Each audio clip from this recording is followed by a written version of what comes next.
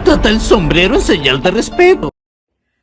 Hola, nosotros somos el equipo 9 y les vamos a hablar acerca del tema de la oclusión orgánica, que principalmente nos hace referencia a que es una oclusión sana, es decir, que cumple de forma correcta sus funciones. Es importante tomar en cuenta que reúne biomecánicamente lo que son 3 estabilidades para su preservación. La primera de ellas es la estabilidad anterior, que hace referencia con lo que son los dientes anteriores. La segunda es la estabilidad oclusal y por último la estabilidad articular, que nos hace referencia con la TN. Es importante que tomemos en cuenta que la oclusión orgánica natural nos debe permitir los movimientos, la posición, las relaciones y las funciones del sistema magnético. ¿A qué me refiero con esto? A que se cumplan de una manera adecuada, sin ningún tipo de restricción. La topografía oclusal de una oclusión orgánica, digamos que se conserva durante toda la vida de nuestro paciente, entonces es por eso importante que nosotros debemos conocerla muy bien, porque de esta forma nosotros podemos incorporar lo que son las características en oclusiones que tengan aspectos patológicos, y de esta manera nosotros podemos brindarle a nuestro paciente un correcto y adecuado tratamiento. Un aspecto importante es que los cambios morfológicos de las superficies oclusales van a tener causas que no son específicamente naturales, y a esto me refiero a que pueden ser traumas, pueden ser caries, desgaste, incluso pueden ser procedimientos iatrogénicos. Otro aspecto importante es que la oclusión orgánica es oclusión natural. Y también otro dato es que la oclusión orgánica, digamos que tiene una mejor armonía. Cuando hablamos de relación céntrica es cuando los cóndilos se encuentran en una posición correcta, es decir, en una posición más superior, más posterior y media respecto a lo que es la cavidad glenoidea. Cuando la oclusión está bien organizada, las cúspides tendrán su fosa correspondiente y antagonista para poder hacer lo que es el contacto interoclusal. Algo importante es que este contacto deberá ser como un trípode. ¿A qué me refiero con esto? A que cada cúspide haga contacto con 3 puntos de la fosa correspondiente. Pensar correcto es lo que hago. Al nosotros hablar de contactos interoclusales, hace referencia a los contactos entre ambas piezas, y estos se consultan mediante los movimientos excéntricos de las cúspides, y esto permite que, por así decirlo, viajen desde céntrica hacia laterotrusión o mediotrusión. Otro dato importante es que a lo largo de los senderos proporcionados por lo que son los surcos oclusales, estos se encuentran situados de tal manera que no permiten lo que es la fricción o el choque. También es importante que, ya consultando lo que son los movimientos mandibulares, nosotros podremos determinar lo que son la dirección de lo que son las crestas y de los surcos oclusales, así como también la altura de las cúspides y la profundidad de las fosas. Y por último también podremos determinar lo que es la concavidad de los dientes anteriores superiores. Algo muy importante es que con el articulador nosotros podremos, por así decirlo, vincular cada elemento de la oclusión con principios mecanofisiológicos verificables. Y ya por último, otro dato que tiene relevancia es que la oclusión orgánica ayuda de una forma, por así decirlo, muy importante a lo que es la ortodoncia, la prostodoncia y la periodoncia. Bien, Calamardo, te has superado a ti mismo. Cuando se habla de oclusión, es necesario conocer la importancia de la desoclusión, que resulta de las siguientes 3 cosas. Primer resultado tenemos la apertura de la mandíbula por acción muscular y gravitacional. Como segundo, la inclinación y curvatura de la eminencia articular. Y como tercero, las sobremordidas verticales de caninos e incisivos. También hablaremos acerca de la posición mandibular fisiológica, que esta será aquella donde la oclusión céntrica armonice y se vincule sin restricciones con la relación céntrica, y esto dando como resultado una oclusión céntrica, de relación céntrica y finalizando con una oclusión orgánica. Oclusión canina.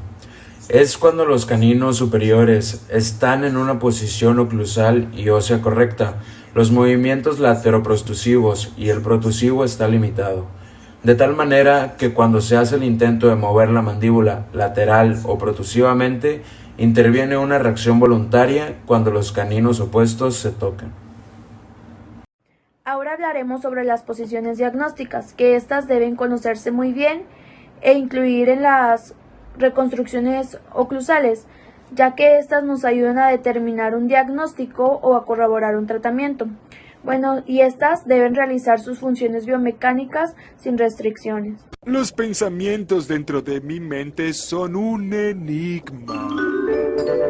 En la protrusiva, hablando de la oclusión orgánica, deben separarse las superficies oclusales, dejando solo en contacto las superficies incisales, tanto superiores como inferiores. El número ideal de contacto es de 8 incisales superiores contra 6 incisales inferiores, aunque este puede disminuir de 4 incisales superiores y 4 incisales inferiores sin perder su funcionalidad y desoclusión. Ahora, hablando de la laterotrusión, ya sea izquierda o derecha, solo los caninos deben estar en contacto para lograr esta posición sin haber interferencias posteriores. Si la mandíbula hace un movimiento lateral y protrusivo, los incisivos laterales, superiores e inferiores, pueden hacer contacto. Ahora, otro dato importante es que en la única posición mandibular en la que los premolares y las molares hacen contacto interoclusal debe ser la de la oclusión céntrica más la relación céntrica. ¡Wow! ¡Más despacio! ¡Velocista! Reconstrucción oclusal. El Dr. Engel, que es el precursor de la ortodoncia, manifestó en su momento: la oclusión es la relación normal de los planos oclusales inclinados cuando las mandíbulas cierran. Ahora, si existen planos inclinados en la dentadura, significa que esta va a estar desgastada. Si está sin cúspides, significa que esta va a ser una oclusión predisponentemente patológica. Ahora, los planos inclinados oclusales no deben copiarse de una reconstrucción oclusal. Entre tanto, una reconstrucción oclusal debe copiarse de piezas naturales que no hayan sido desgastadas. Ahora tenemos a la oclusión balanceada. Esta es la que permite que todas las piezas se toquen en todas las excursiones mandibulares. Esta idea se originó inspirándose en los prostodoncistas de antaño, que usaban este método para todas sus prótesis. Sin embargo, tenemos que este tipo de oclusión no es aceptable debido a 3 razones. La primera razón es que en la oclusión balanceada son tantas las piezas que hacen contacto en diferentes partes que los pacientes pierden la sensación de localizar su cierre mandibular y por lo tanto toda boca con oclusión balanceada está fuera de la relación céntrica. La segunda razón es que en la oclusión balanceada los factores de desoclusión no se toman en cuenta. Esto porque al deslizarse la mandíbula para incidir no hay desoclusión, puesto que las sobremordidas anteriores son insuficientes. Ahora tenemos a los contactos interoclusales. Para mantener el sistema estomatognático en condiciones de salud, es necesario que al hacer oclusión los dientes posteriores mantengan una posición estable de la mandíbula con respecto al cráneo. Esta estabilidad mandibular se debe presentar tanto en sentido anteroposterior como en sentido medio lateral. Ahora tenemos que desde el plano frontal o coronal, al hacer los dientes la oclusión, se presentan 3 tipos de contactos interoclusales: el contacto A, el B y el C.